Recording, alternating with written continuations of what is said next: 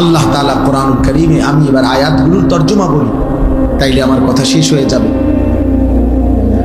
কোরআনুল কারীমের 18 নম্বর পারা, কোরআনুল কারীমের 23 নম্বর সূরা, সূরা মুমিনুন।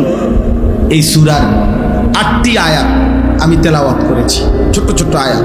আমি অল্প তর্জমাটা বললেই বুঝবেন, সবাই বুঝবেন। ছেলেরা, বাবা, তোমরাও শোনো, তোমরা নিজের উপরে দয়া করো ভাই, কমপক্ষে নিজের জন্য ভাইবো। কেন নামাজ পড়ছো না? কেন আল্লাহকে ডাকো না?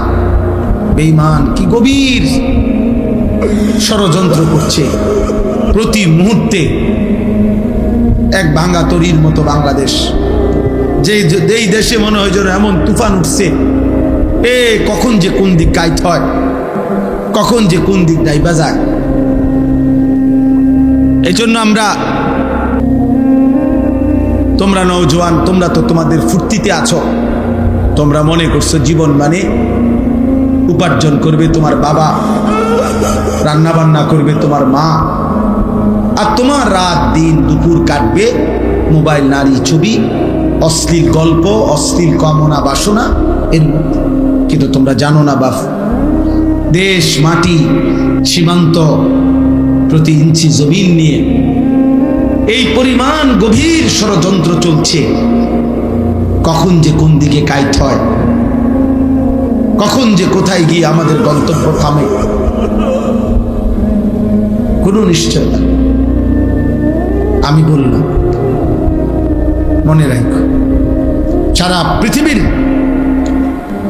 দুশ্মনদের, ইসলাম বিরোধী চক্র, সমস্ত শক্তি, সকলের ষড়যন্ত্রের কার্যক্রম আমাদের বাংলাদেশে চলমান। ইহুদিরা যেমন ষড়যন্ত্র করছে, খ্রিস্টানরা যেমন ষড়যন্ত্র করছে, ইসরায়েল যেমন ষড়যন্ত্র করছে, হিন্দু উগ্র ইসকনের নামে তারাও ষড়যন্ত্র করছে, এবং নামধারী, লেবাসধারী, মুনাফিক চরিত্রের মুসলিম পরিচয়ধারী তারাও ঈমান ইসলামের বিরুদ্ধে চূড়ান্তভাবে ষড়যন্ত্র করছে।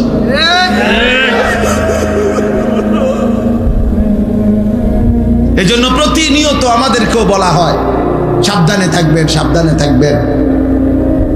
আমি বলছি যে সাবধানে থাকতে থাকতেই মরে যাবো একদিন, মরেও যাবো একদিন সাবধানে। এর মধ্যেই একদিন মৃত্যু হয়ে যাবে, এর মধ্যেই একদিন পৃথিবী থেকে চলে যেতে হবে। এমন খামখেয়ালি করো না বাপ, আগামীর পৃথিবী তোমরা বাঁচতে হবে। আজকের 16 বছর ছেলে, 20 বছরের ছেলেরা তোমরা, তোমাদের হায়াত কিন্তু শেষ না। এমন যদি হয়ে যে হায়াত আমার শেষ, অতএব রং তামসা করে শেষ করে লাই না রে বাপ। যদি আল্লাহ স্বাভাবিক হায়াত দেয়, যদি আল্লাহ বাঁচিয়ে রাখে, হতে পারে আরো 40 বছর তুমি বাঁচবে, আল্লাহ দিলে।